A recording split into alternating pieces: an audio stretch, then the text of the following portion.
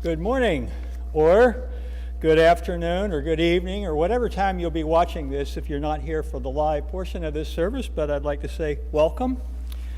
When I come in to tape services on Sundays, I am greeted by the skeleton crew we have here that's here to keep things going. And somebody always says to me, "How are you?"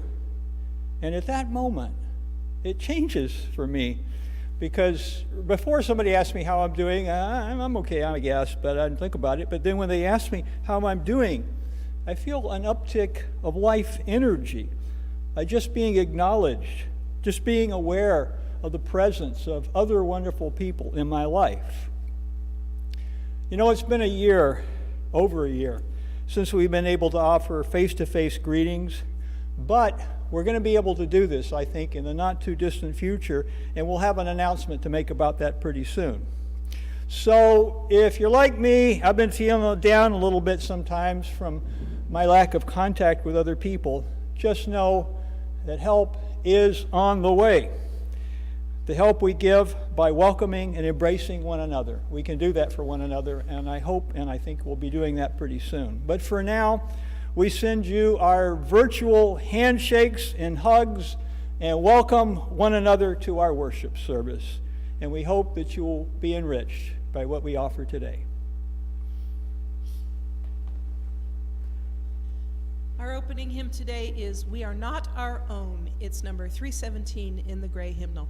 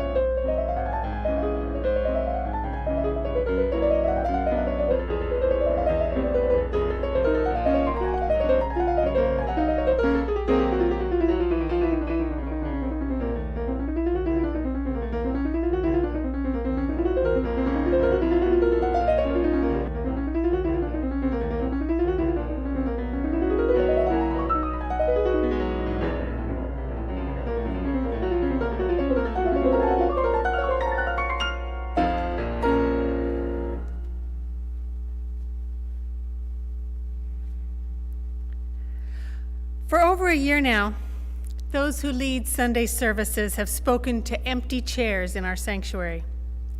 Yet, when I am up here, I can imagine your faces. I can see your smiles, hear the whispers of the children, and the soft breathing of each of my friends. That's the shared life of our congregation. As I lead you in saying our affirmation, I hear your voices. Please join me again. Love is our doctrine. Compassion is our way. Here we seek to create a joyful home for free religious exploration, build a community of caring fellowship, nurture the hopes, and serve the needs of our world. Here at UUCS, it's our tradition to light 3 chalices. The first is for our congregation, its members and friends, for you and for me. The next is for our partner church in Šimenfalva, Transylvania, Romania. And the third is for hope, our youth and children. For all the freedoms with which we are blessed, we light these flames. For all those who sought freedom in the past, and for those who seek freedom today, we light these flames. For the holy days, for the old stories and the new, we light these flames. Please join in singing the flame into light.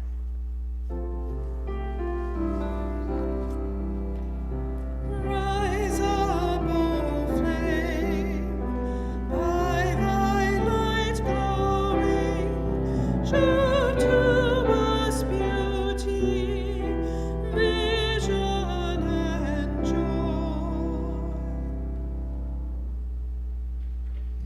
Hello and welcome to the Time for All Ages portion of the service. The story I'm going to tell you today is called Listen by Holly McGee. Listen to the sound of your feet, the sound of all of us, and the sound of me. Look to the shining sun. It's for you and all of us. It's for me. The stars, they are for you and all of us. They are for me. Breathe, smell the air. My air is yours and all of ours. And your air is mine. Taste. The food you eat is also the sun, is also the rain. The food I eat is also the sun, is also the rain. Dig in the earth. Your roots are mine, and my roots are yours. The roots of all of us are the same. Yet you are you, and I am me, and we are we. Us. Listen with your heart. It is your ears, your eyes, your nose, your mouth, your hands. Your heart can hear everything, see everything, smell everything, taste everything, touch everything. Your heart can hold everything.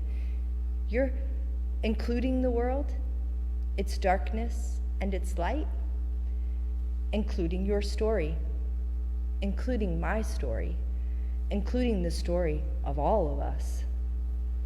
And when your heart hears your own story, it hears my story too. Your story, my story, our story. Listen to the sound of your feet, the sound of all of us, and the sound of me. Thanks be, and may all beings be happy. Please do join us for the Children and Family Service being held live via Zoom on Sunday mornings at 9:45 a.m., or for the youth time on Thursdays at 5 p.m., or for the Easter egg hunt and celebration here at the church next weekend from 2 to 3:30 p.m.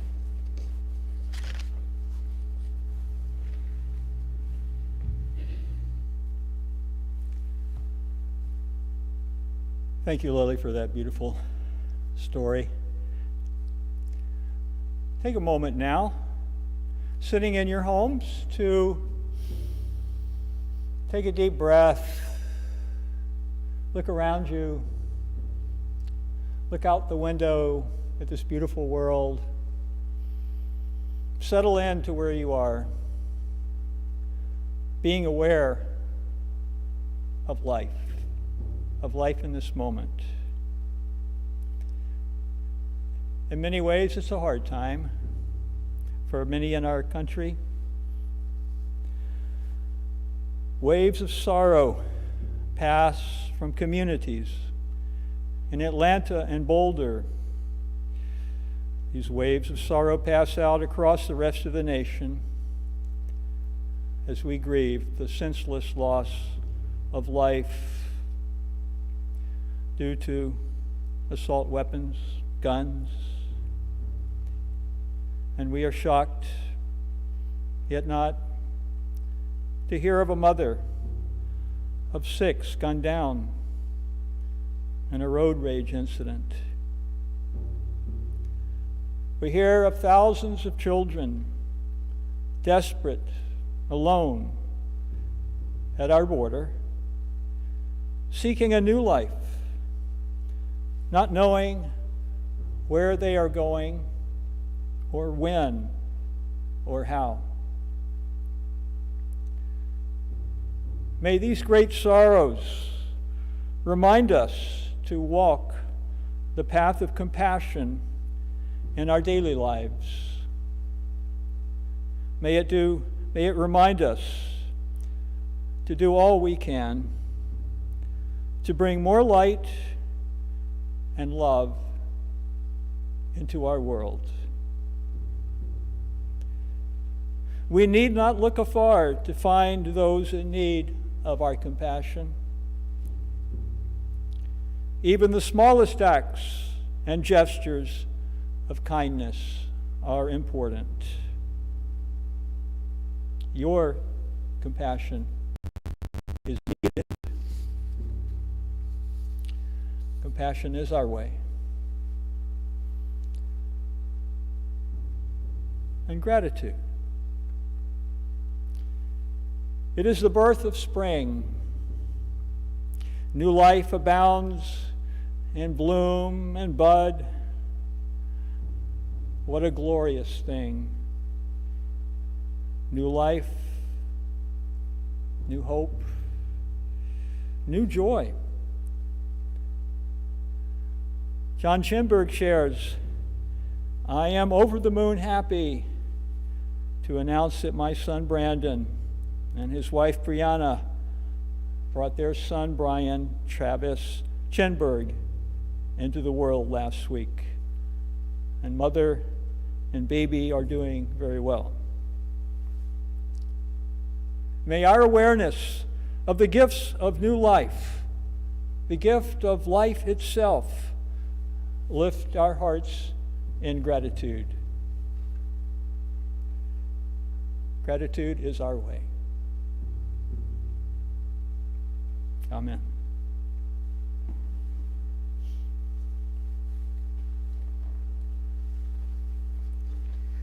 Please consider sharing what is happening in your life by going to the website uusalem.org and clicking on the Joys and Concerns link. There you may also view what has been left by others.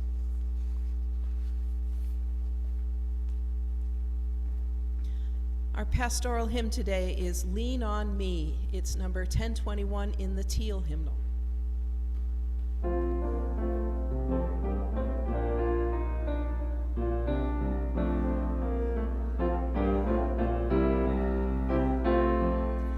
Sometimes in our lives, we all have pain, we all have sorrow, but if we are wise, we know that there's always tomorrow.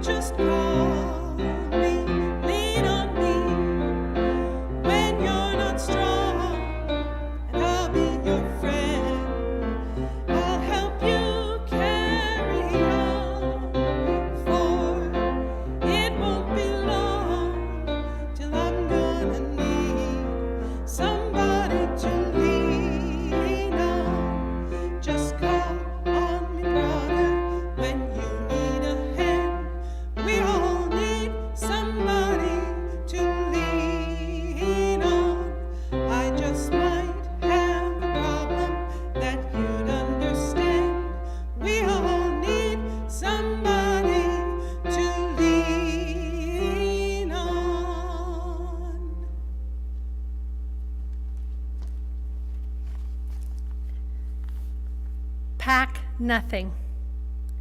Bring only your determination to serve and your willingness to be free. Don't wait for the bread to rise. Take nourishment for the journey, but eat standing. Be ready to move at a moment's notice. Do not hesitate to leave your old ways behind. Fear, silence, submission. Only surrender to the need of the time, to love justice, and to walk humbly with your God. Begin quickly before you have time to sink back into old slavery. Set out in the dark. I will send fire to warm and encourage you.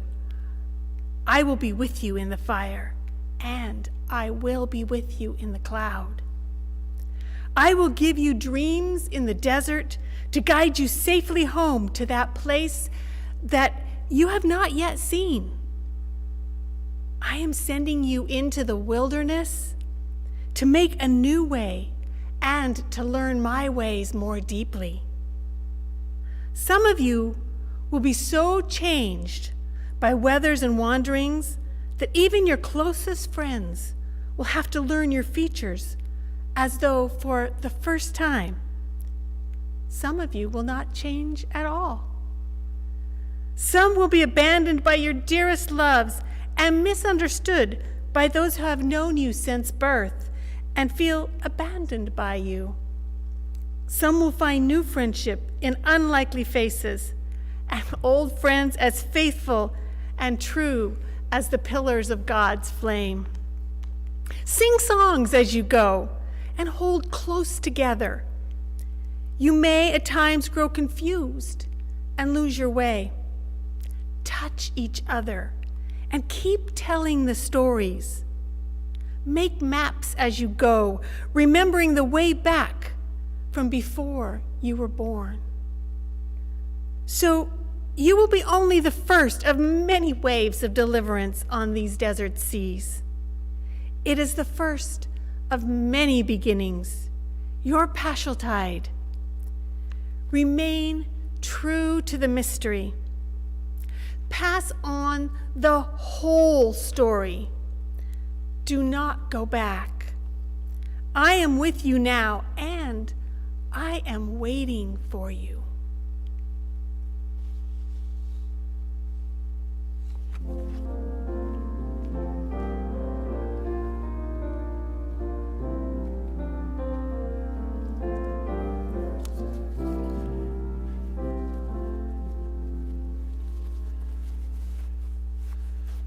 Thank you, Janet, for that amazing reading and the amazing way you read it.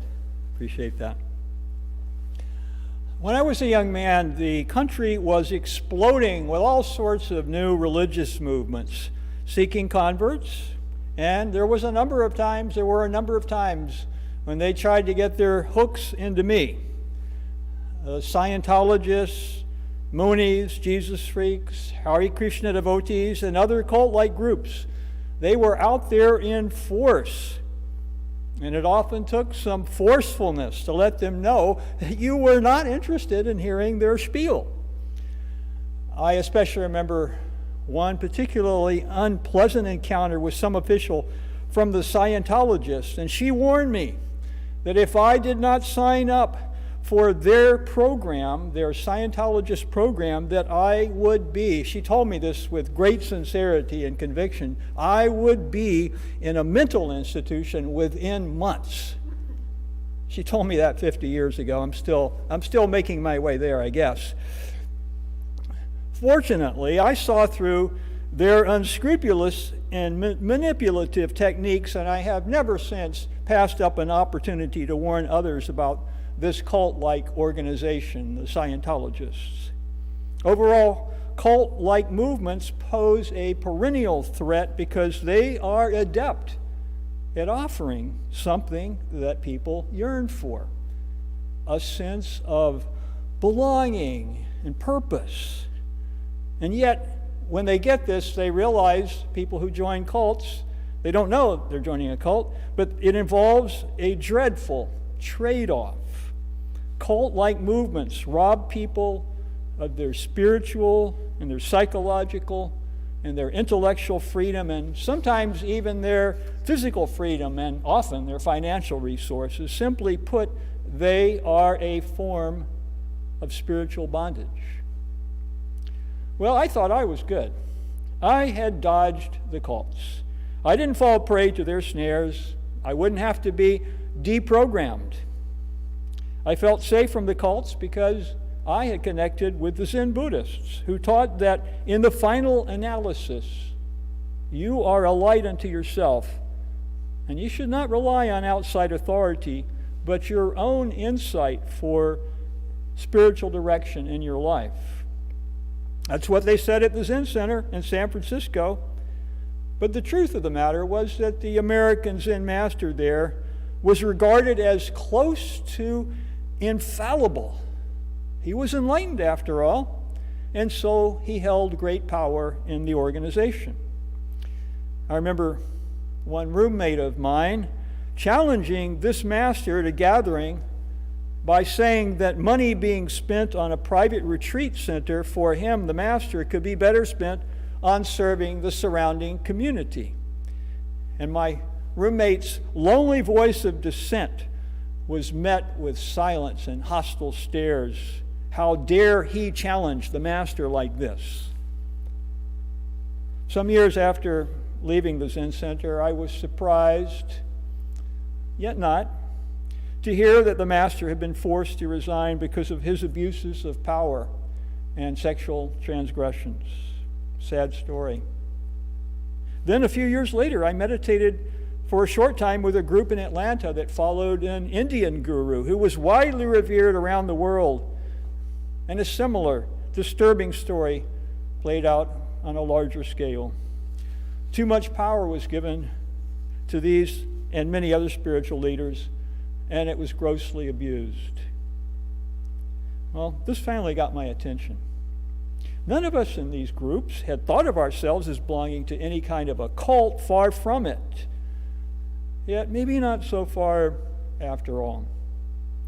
I saw how even in what seemed to be the most enlightened spiritual communities, cult-like dynamics can still manifest to the detriment of the overall spiritual health of the organization. And it's a problem usually only recognized in hindsight after the harm has been done. But the psychological dynamics operative in cults can be observed in a vast array of organizations and settings. That's important to remember. Cults are not, the problem with cults is not just within so-called identifiable cults. It's the psychology that bleeds out into the rest of the world. And this poses a special threat during times of great uncertainty, insecurity, vulnerability, times like now. We have only recently survived one such threat, at least for now. Future historians will record that in our time, 2016, 2021, conditions were ripe for a cult of personality to take hold in our country.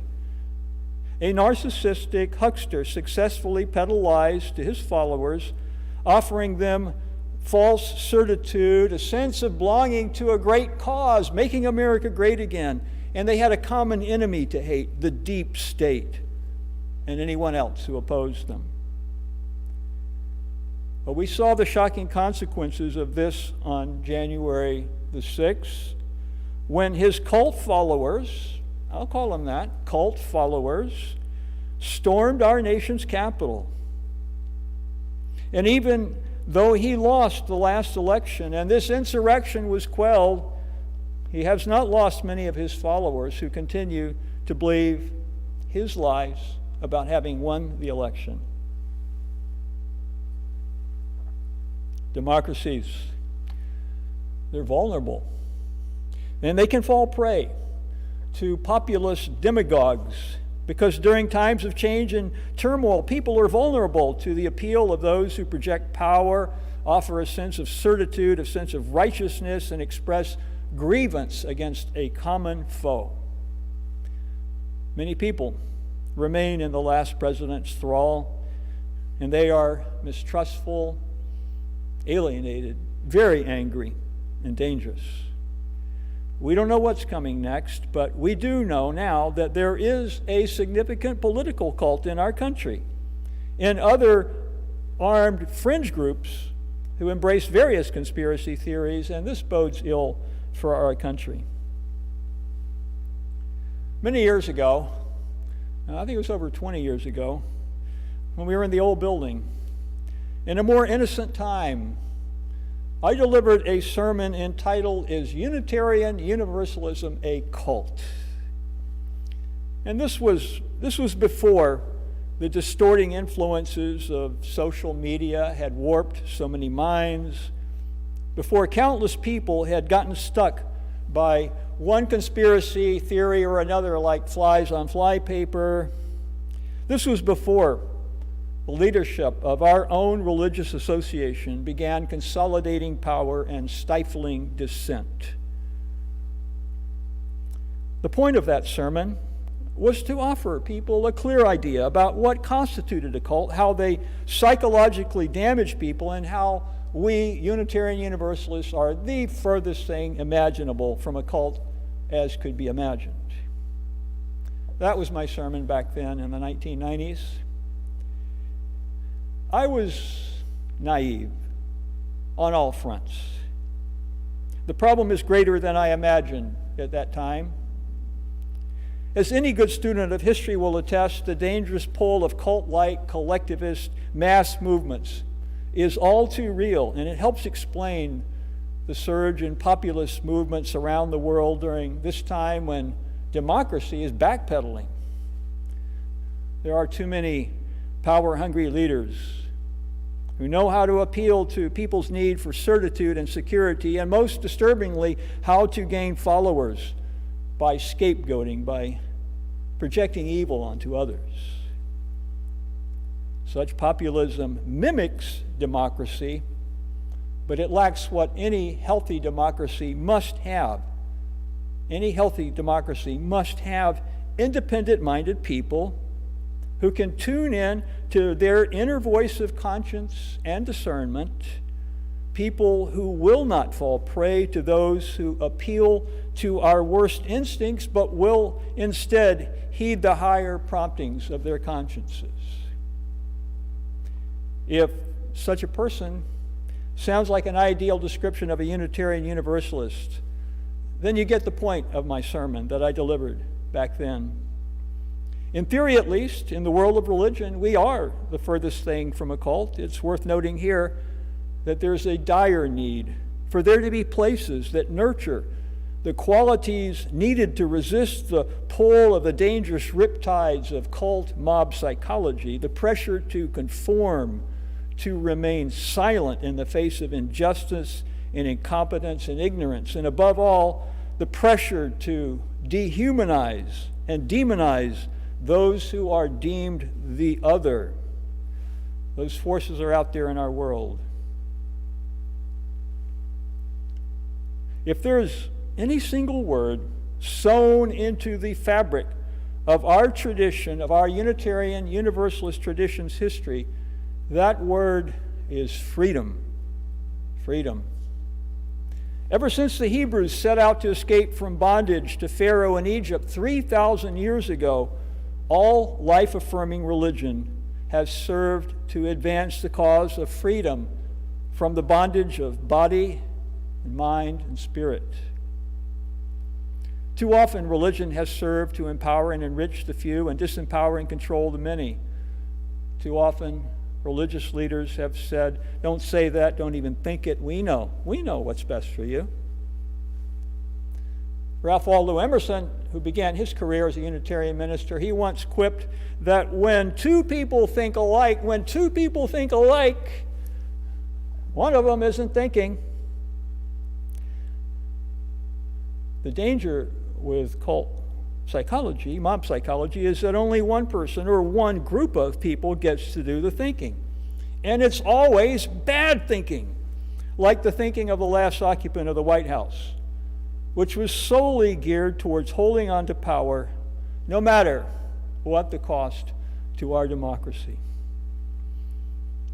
Even now, democracy is dying from 1,000, nay, billions of cuts as disinformation and misinformation floods an unregulated social media online universe. Millions get swept up into conspiracy theories of one kind or another, most especially this false belief that the presidential election was stolen. Just a base lie, a destructive lie. The liberal values that hold democracy together, freedom and reason and tolerance and mutual trust, are under assault from both the far right and the far left. It's an unsettling era. To paraphrase Mark Twain, while falsehoods are running all around the world, the truth is still lacing up its running shoes. Simple truth seems to be overmatched by swarms of lies in our post-truth times. Many have fallen prey to lies.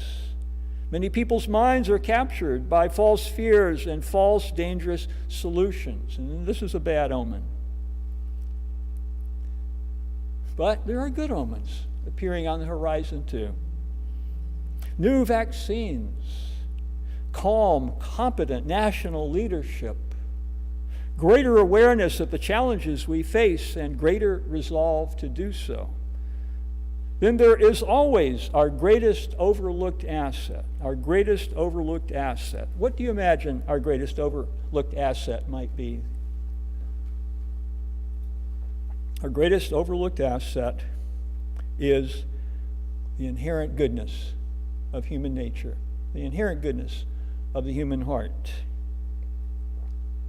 And so, in sum, I would say that we are on a terrifying, terrific journey.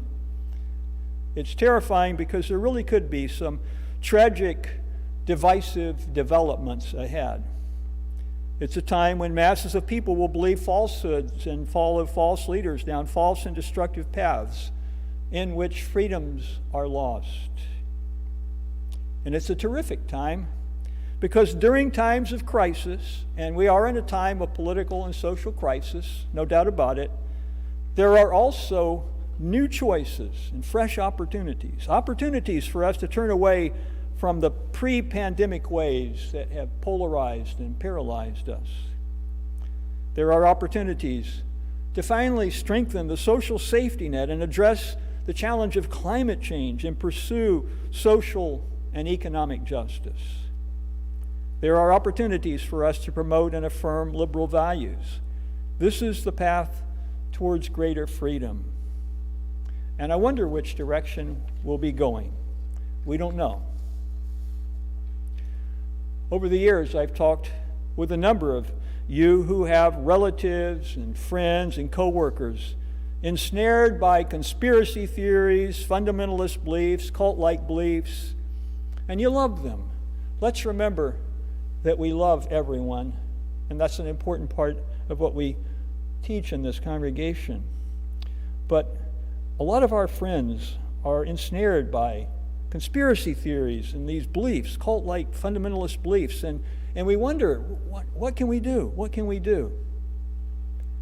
And so we think about this together, and we realize you cannot change somebody's mind by force. In fact, you cannot change somebody's mind.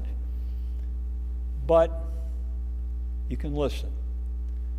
And you can ask gentle questions, inquisitive, not inquisitional questions, not like, why do you believe that? It's like, well, we're gentler questions, get better responses, asking people why they believe what they do.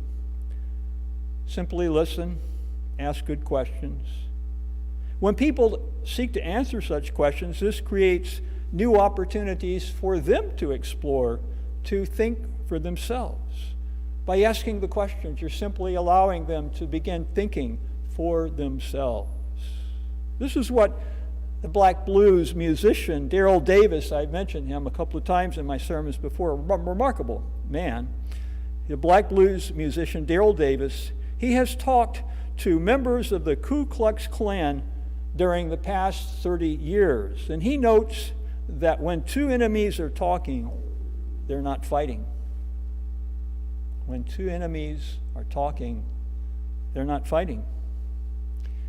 And he has had many, many conversations as he struck up friendships with members, a black blues musician, striking up friendships with members of the Ku Klux Klan, over 200 of whom finally decided to quit that white supremacist organization and abandon their racist views. And they've handed over their robes. Daryl Davis has got 200 white Ku Klux Klan robes in his closet. I don't know where he keeps them, but that's really something.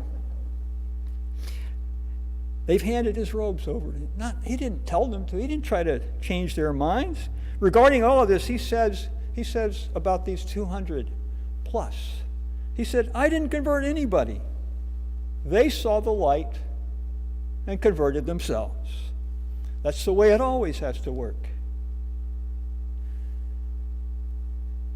I didn't convert anybody. They saw the light and converted themselves. Every Sunday, we begin our worship by making light in our chalice. Every day, we have fresh opportunities to bring more light, the light of love and truth, and understanding and acceptance into our hurting world. It's the light that leads beyond false divisions and false fears. It's the light that shines in every human heart. Do you see that light? Do you bear that light? It leads to freedom. Will you join me now in a time of quiet reflection as we consider our nation and our world and our place in it? And we know that we are called to be ourselves. As unique and precious beings, we have something to offer, something to contribute. We should learn to trust in our own goodness, our own wisdom. We're on a long journey. There are many mistakes made, many dead ends. And yet we regather and continue. We continue this long journey away from spiritual and physical and intellectual bondage. We are on a long journey. Let us continue together. Amen.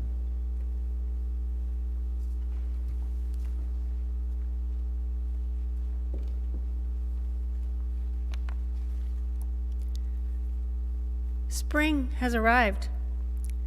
Daffodils, crocus, and hyacinths are blooming. Trees are leafing out, and the birds are building their nests. It's nature's way of giving back after the challenges of winter. We're seeing much the same thing as we begin to get vaccinated, and we look forward to returning to the new normal after the challenges of last year.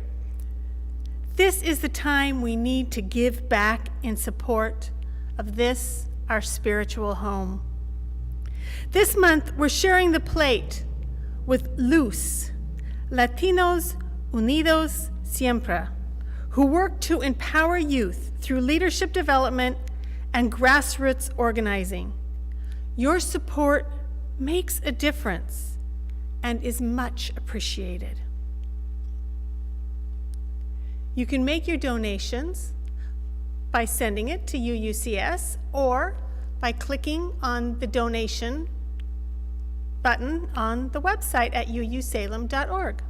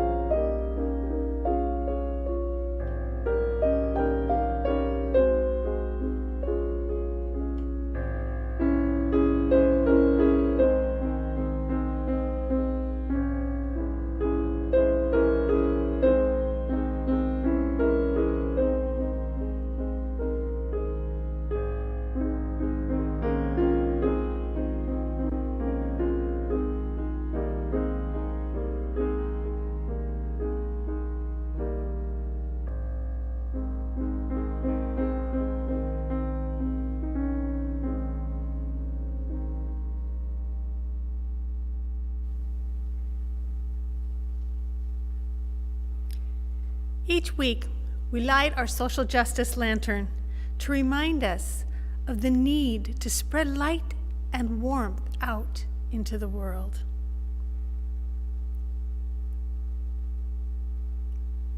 As we extinguish our chalices, let's be mindful of how blessed we are to be part of this loving and accepting community. Let's be mindful that many do not have the freedom to worship, travel, work, and love as they choose. May we always work toward freedom for all people.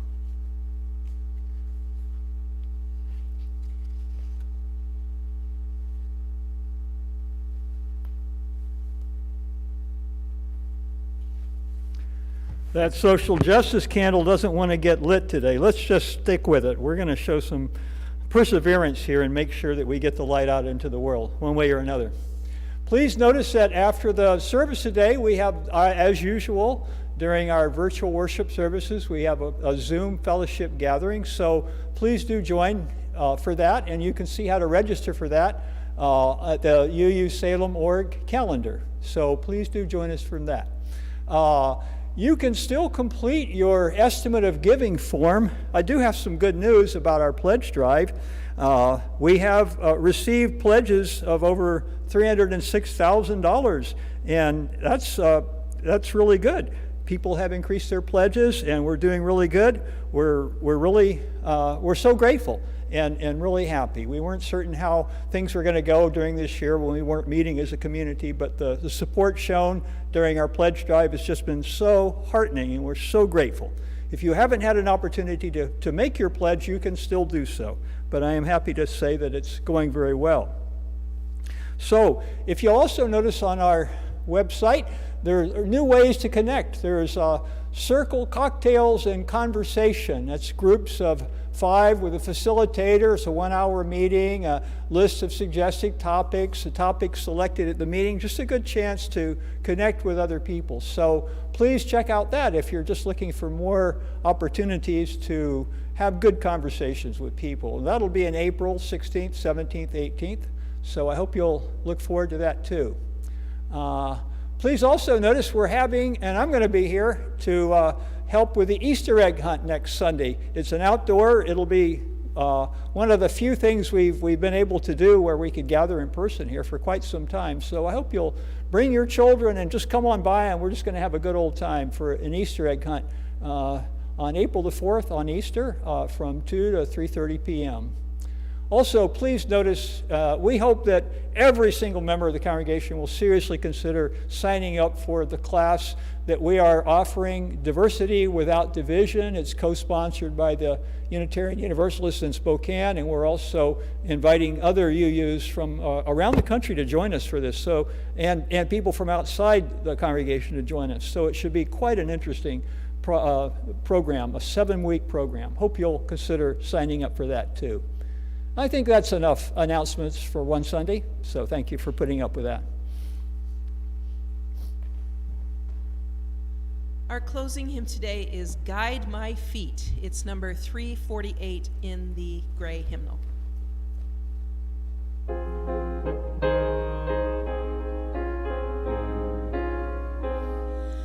Guide my feet while I run this race. Guide my feet while I run this race. Guide my feet while I run this race. For I don't want to run this race in vain.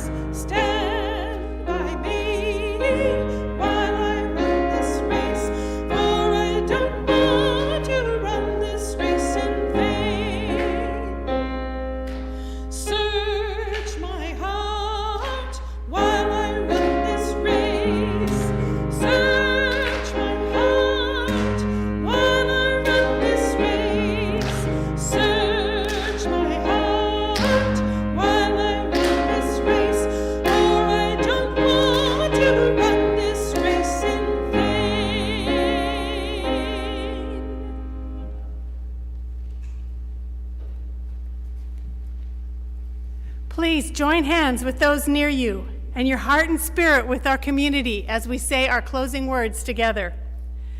May faith in the Spirit of life, hope for the community of earth, and love for the sacred in one another be ours now and in all the days to come.